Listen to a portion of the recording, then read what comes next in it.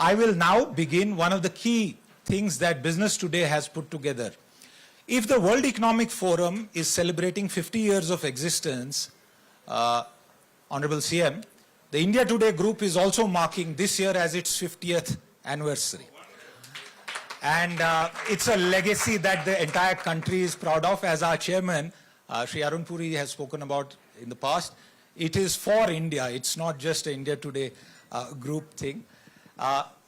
You here are back, and that is also a great thing to commend. And for Business Today, which is the business product of the India Today group, we are celebrating our 34th anniversary. So I'll request Sri Naidu Garuji, Prahlad Joshi ji, and the chairperson of the India Today group, Arun Puri ji, to come up on stage and unveil the 34th anniversary edition of Business Today. A round of applause for this. What you see on the cover is Young India, Young Bharat.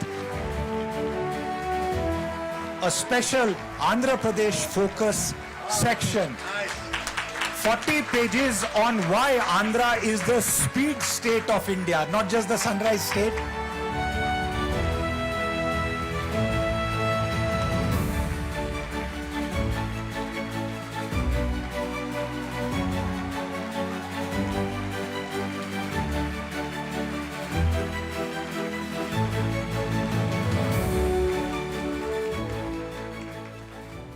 It gives me great honor and pleasure and privilege to have you here, sir.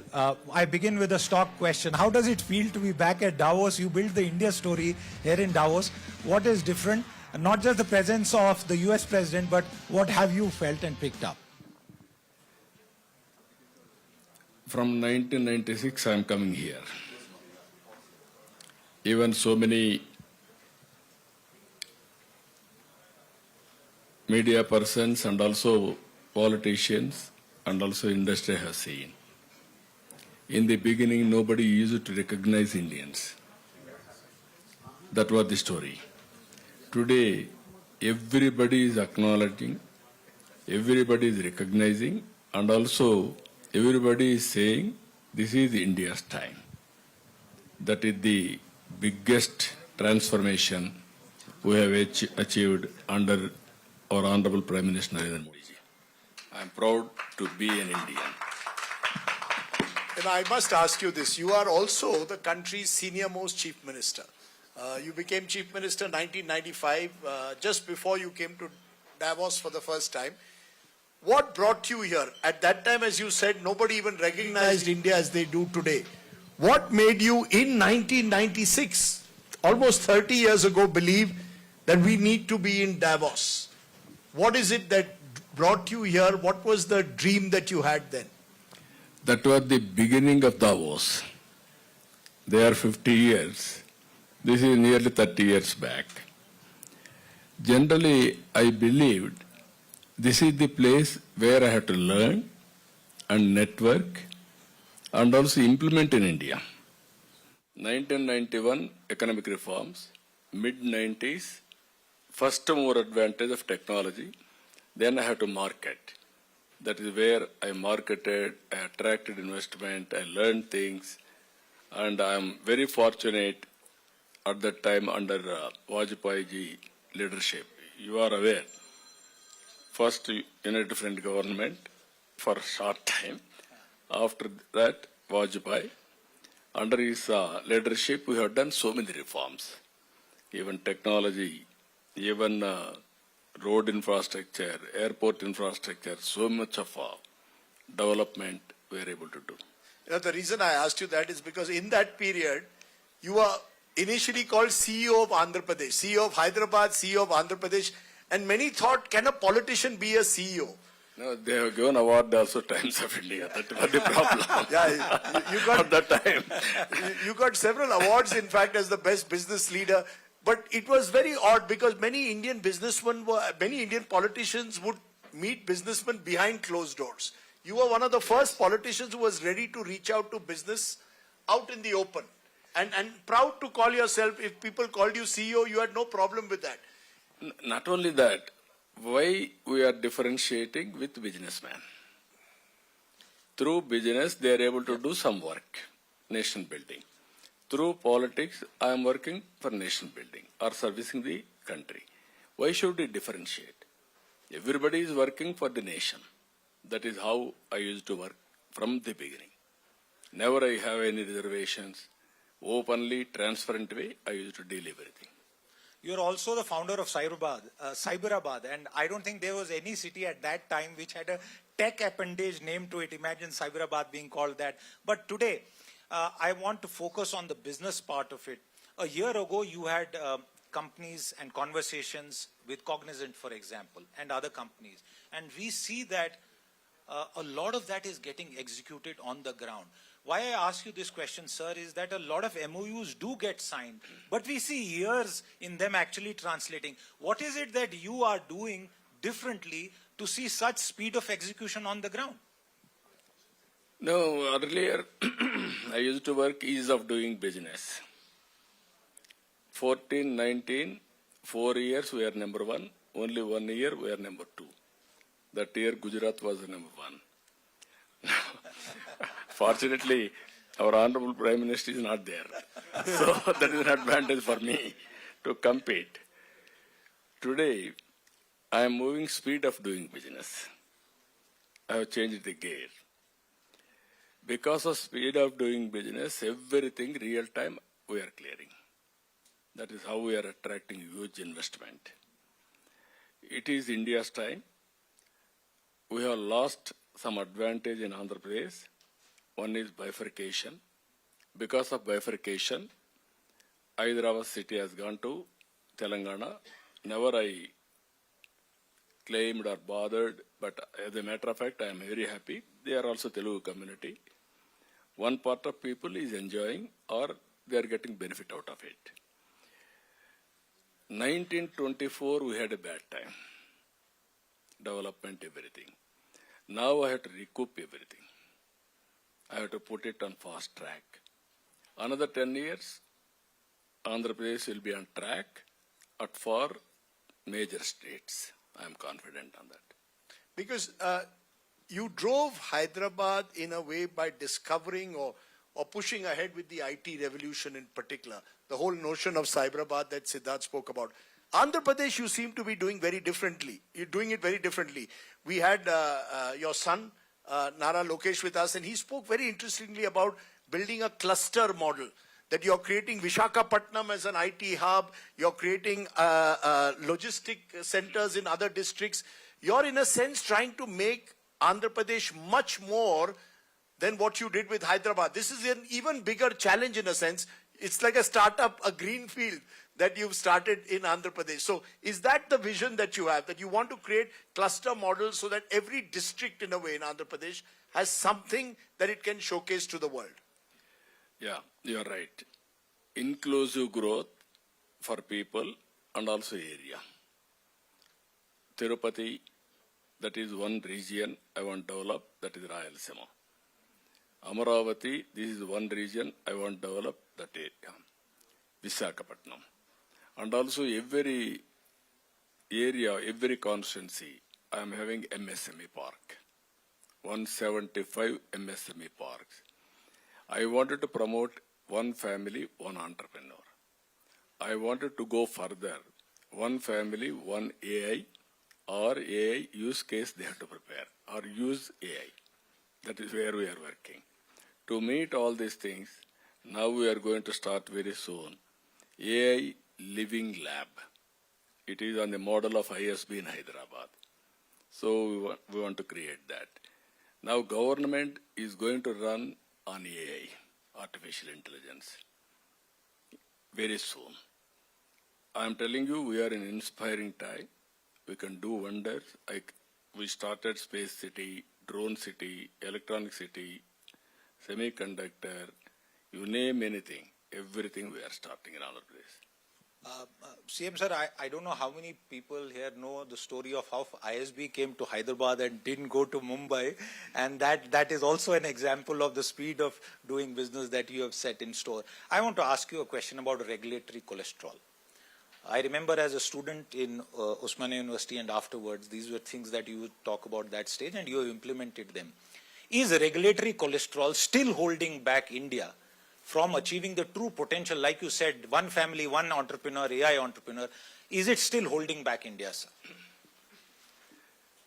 No, we promoted regulation, regulatory authorities, everything. First regulatory commission was set up in Andhra Pradesh, that to electricity. First reform, electricity reform, power sector reform. 2004, I lost power because of that. That is a different issue. But country gained out of it at that time. Our honorable minister is here. He is now renewable minister, renewable energy, all this thing. What I want to say, reform is a must. When there is a public-private partnership, so many entities are coming. Regulator is a must. Regulation is not a problem. How to regulate a person who is heading, there may be sometimes problems. Ultimately, economy has to move forward, but proper selection of regulatory commissions are important. Then only things will happen. Can I follow that up with regard to some infrastructure development? And this is with respect to the state. In terms of the international connectivity that Andhra Pradesh has, particularly on the airline front, is there anything that you could tell our audience here as to what they can expect in the future? Because these are some of the pitfalls that you inherited because of the bifurcation of the state, sir. No, we are very happy. This is the right time. All audience are here. India is fortunate. We are all watching all over the world. Only India is having very strong leadership. I am claiming openly, right time, right leader, right place, that is Narendra Modi as Prime Minister. Stable government, strong government, very impressive growth rate. And all states are competing with each other. Today you are seeing presence of Indians here. Very strong presence. 3 central ministers, chief ministers, 10 states are representing here. No other country is doing this. And also, all other countries, there are some problems I don't want to highlight here, but ultimately, it is India's time. How to develop as airports. I am going not only airports, logistics hub. We are having 1,000 kilometers sea coast. I want to develop 20 ports. And also in Andhra Pradesh, I want to develop 20 airports, small and big, urban spoke model. Roads, we are having excellent roads as on now, national highways. Now I am building state highways. If you can build railways also, railway cargo is the biggest and cost effective. If all these things, if you can do, logistics cost will be the lowest in the world. That will be a game changer. You know, you mentioned, Chandrababu Garu, the importance of state competition. You've got several chief ministers here.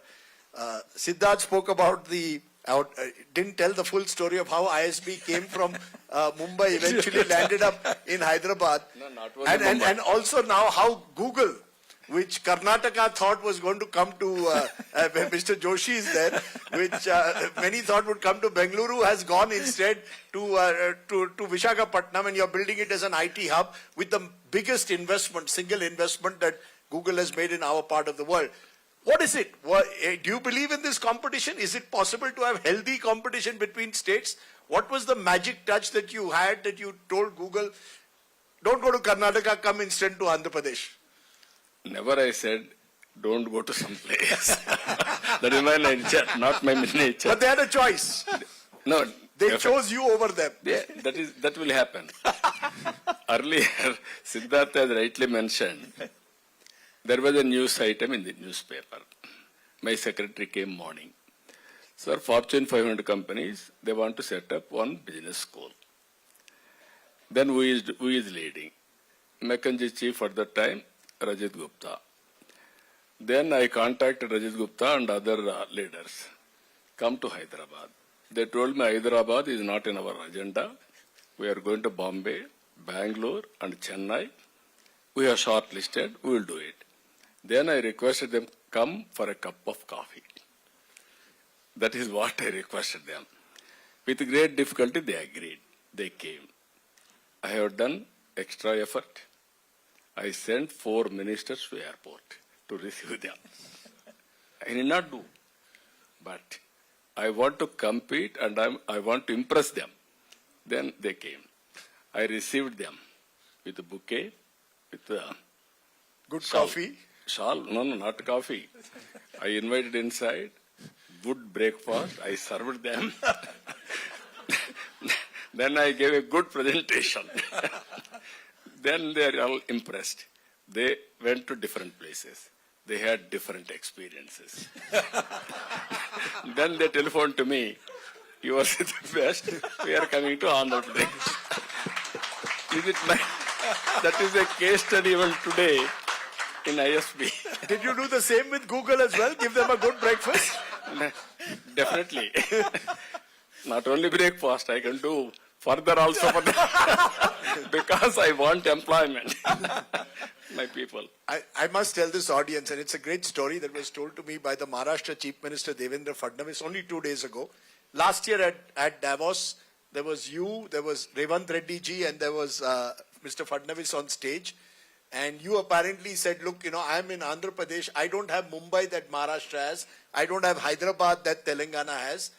I'm in a more difficult position. And apparently Mr. Fadnavis turned around and said, but you have one thing we don't. And the one thing that they don't have and you have is that Andhra has Chandrababu Naidu. So I think that was that's quite a story. So do you believe individuals have to lead? You mentioned Prime Minister Modi. Do you believe individuals have to, in a way, lead this India story, or do you believe institutions are going to lead this story now? Both. Individuals will build institutions. If you see now, India is having inherent strengths. It is a sleeping giant. I don't want to mention names. I used to pursue all prime ministers or national leaders to go to different countries and promote India. Never they did it. Today, I am proud. My prime minister is well respected all over the world. I am proud of him. That is where I am telling you, leader makes all the difference.